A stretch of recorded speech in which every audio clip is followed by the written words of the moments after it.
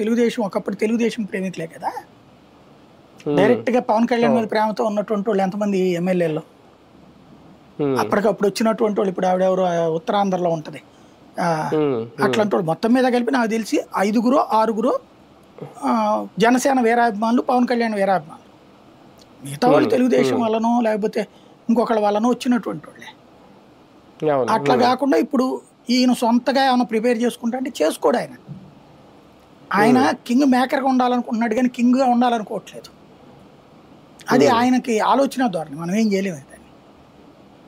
అంటే మొన్నటి వరకు అనుకోలేదు అలాగా, ఇప్పుడు ఏం లేదు ఆయనకి. ఆయన అట్లా అనుకుంటే ఇట్లుండదు వ్యవహారం. ఆ రాజకీయం తెలియని అమాయకుడేం కాదు ఆయన. ఆయన భయం వల్ల ఏంటంటే ఏమాత్రం మనం ప్రమోట్ చేయగానే గ్రౌండ్ లెవెల్లో ఇరు వర్గాల మధ్యన గొడవలు వస్తాయి, తెలుగుదేశం జనసేన. అది రేపు ఎలక్షన్లో దెబ్బతీసేది, అన్నీ మళ్ళీ జగన్ వచ్చేస్తాడు. జగన్ అనే భయం ఈయన్ని ఎదగనీయకుండా చేస్తుంది. జగన్ అనేటటువంటి వాడికి ఏమాత్రం స్కోప్ ఇవ్వకూడదని తనను తాను త్యాగం చేసుకుంటున్న త్యాగమూర్తి ఆయన పవన్ కళ్యాణ్. అది అంటే ఇప్పుడు కమిటీలు వేసిన కమిటీల్లో కీలక బాధ్యతలు అప్పచెప్తాను అంటున్నారు.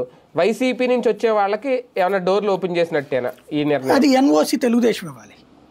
అప్పట్లో ముగ్గురు కూర్చున్న చర్చ ఏంటంటే టీడీపీలో చేర్చుకోవాలన్నా, జనసేనలో చేరాలన్నా, బీజేపీలో చేరాలన్నా వైసీపీ వాళ్ళని ఎవరిని చేర్చుకోవద్దు. ఒకవేళ చేర్చుకోవాలని మనం ముగ్గురు కూర్చుని డెసిషన్ తీసుకుందాం అన్నారు. చంద్రబాబు పవన్ కళ్యాణ్ మాధవ్ కూర్చుని అయితే డెసిషన్ తీసుకోరు. ఇప్పుడు పవన్ కళ్యాణ్ చంద్రబాబు